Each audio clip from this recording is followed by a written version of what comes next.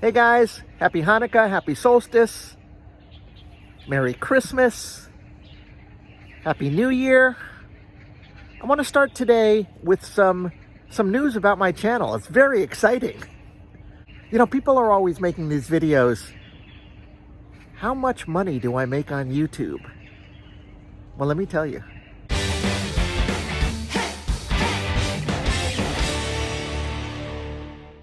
Really good to be back on campus.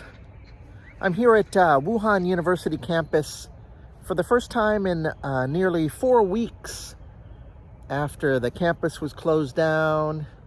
We did online teaching the final 2-3 weeks of the semester. Most of the students got on crowded trains, got infected with COVID on the way back to their families. I got infected. Summer and I, we had a week or 2 weeks of uncomfortableness. Let's see if I can say this. Uncomfortableness, to put it mildly. I started this channel in July of 2021. July of 2021. And so I've been making videos for well over a year now, and this week popped into my bank account payment for the first time. $112. I couldn't be happier. Okay, I could be happier. But this is kind of a milestone. I had no idea that when I picked up my iPhone 12 a year and a half ago that I would ever make a dime. School hadn't started, it was summer vacation, and because of the whole COVID thing, travel thing, we couldn't go anywhere, so I just thought, what the hell? I will start a channel, just, to expend my creative or otherwise energy, talk about life here in Wuhan, and that was the genesis of it.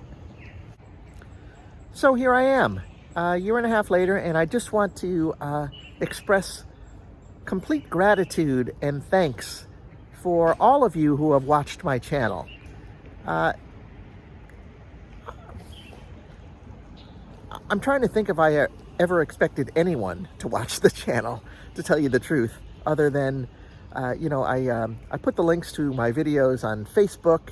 I sent an email to my family group and another friends group, and just waited.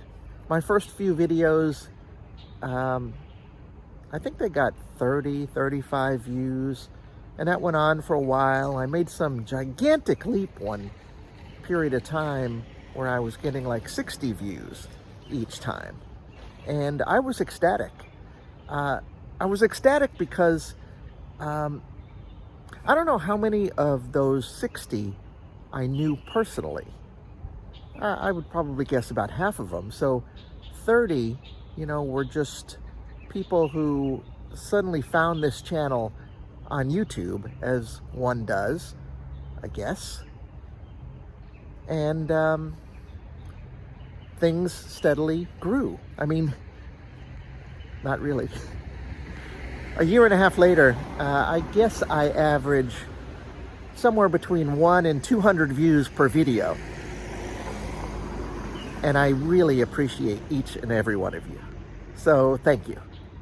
This is my first time back on campus in, I don't know, maybe a month. Ever since they locked the campus down because of a few cases. Then we had online classes for the end of the semester. Most of the students, I say the vast majority of the students, went home in the first few weeks. There's still some students here on campus. I've already seen a few.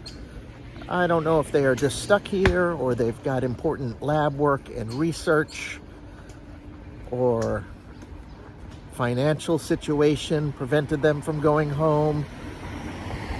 Maybe their parents and grandparents thought it would be better if they didn't bring COVID to their village. I really don't know.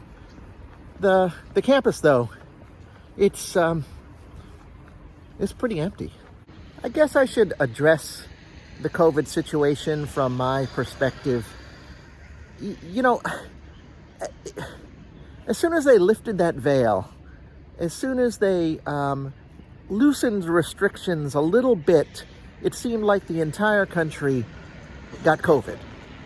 In my household, Summer and I got it in short order. She said that her colleagues at school mostly had it. The students were getting it. In these last few weeks of classes, I always asked my students at the start, who has COVID? And the numbers went up quickly. In my, out of my 140, 150 students, well over half said they had. Some of them did not attend classes online, so I'm assuming that they did. And then who knows if the others have gotten it yet. And at the risk of talking out of my ass for a moment about things I have absolutely no idea about, I heard a WHO spokesman.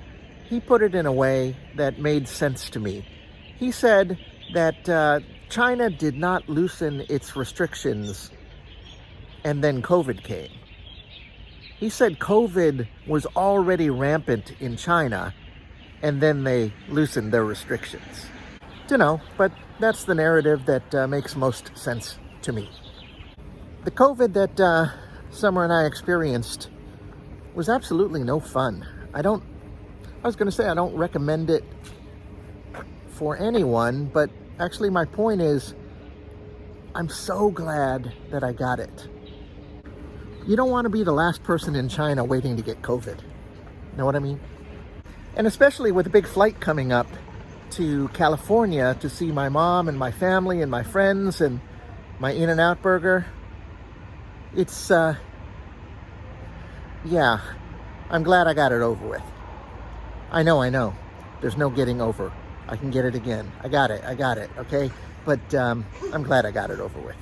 My mom won't like me saying this, but we're going to celebrate her 90th birthday. 90. That's so cool. Hi, Mom. Actually, I've still got a couple weeks left before I go. My flight isn't until January 10th. January 10th? It's a long way away, isn't it? Yeah, the reason I'm not going until the 10th is originally, about a month ago, there was like the first crack of loosening of restrictions about travel, which said that when you return to China, you don't have to have a nonstop flight from your city of origin, from your country of origin, like had been in the past, which, of course, made things very difficult and very expensive, prohibitively expensive.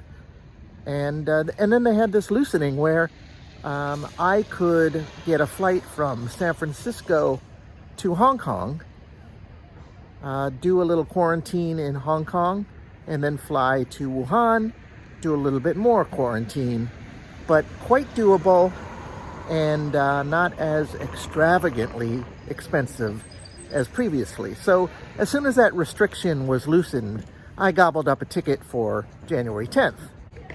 A couple weeks later, they made another adjustment, a huge adjustment, allowing so many more flights out of the mainland.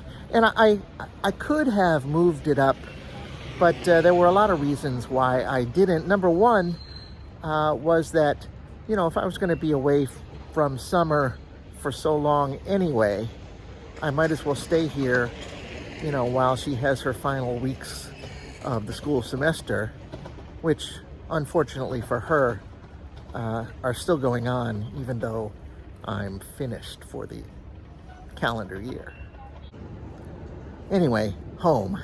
I am so looking forward to getting back. And then today, we just got news that, oh my God, another wall has dropped.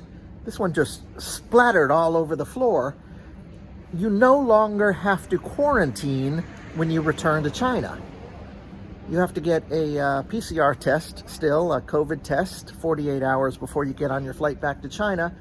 Other than that, though, you could just fly in, no more quarantine. Of course, it makes sense. There's no more QR code. There's no more testing. There's no more checking up on people. There's no more reporting the actual numbers. There's no more anything here.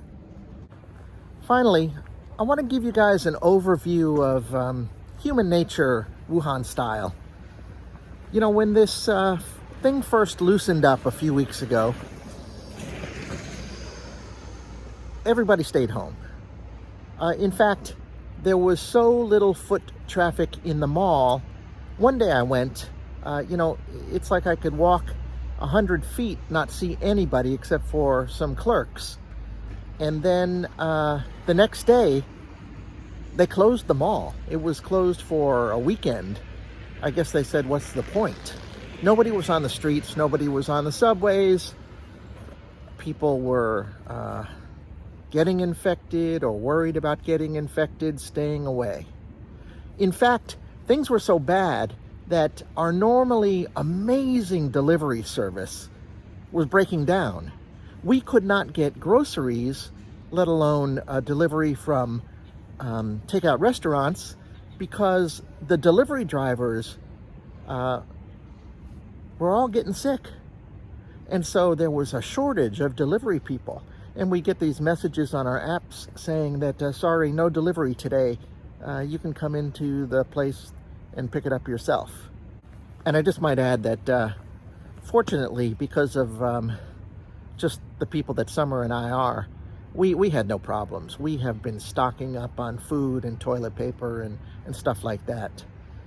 We also have the elusive ibuprofen that I bought a couple years ago in America. And so, we were completely stocked up that way. But I digress. So, flash forward to now, I guess it's, a week, 2 weeks later, week later. And except for this campus, which is not giving a representative picture of what's going on, the city's pretty much, 80-90% back to normal. We've been going to the mall, checking out the different restaurants, and these restaurants would have a 20-30 minute line, people sitting waiting for a table, eating cheek to jowl. It's like, okay, we all got sick, we all went away for a few weeks, and now we're back. And I think that's correct, and I like it. I don't want to make light of the situation. It's always been, for these 3 years, a bad situation for some people globally or in China. And Summer, she has a good friend whose father just died. He's been battling cancer, but he seemed in, no imminent, fatal danger. And then he got infected and he died the other day. And she also knows another, a teacher who has a relative who just died. So nobody's saying anybody's out of the woods, not by a long shot. That's not what we're talking about. Just talking about life, the best we can do, take care of ourselves, do the best we can. We have a lot of kitties on campus. I wonder what they do in the wintertime when the students are away, because these are well-fed cats most of the year. I mean, they look fine now. I hope they stay that way.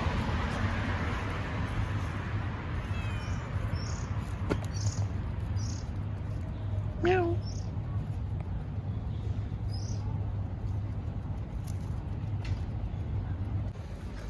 And with that, I am going to end my video. Once again, I really want to thank you guys for watching.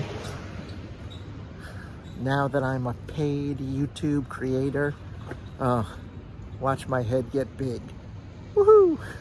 Maybe in another year, let's see, $112 divided by how many videos, how many hours, I am making bank. If you like this video, please press the like button and leave a comment below. I'd love to hear from you. Share this video. Sharing is caring. And finally, if you haven't already subscribed to my channel, subscribe. All right, guys, take care. Happy New Year.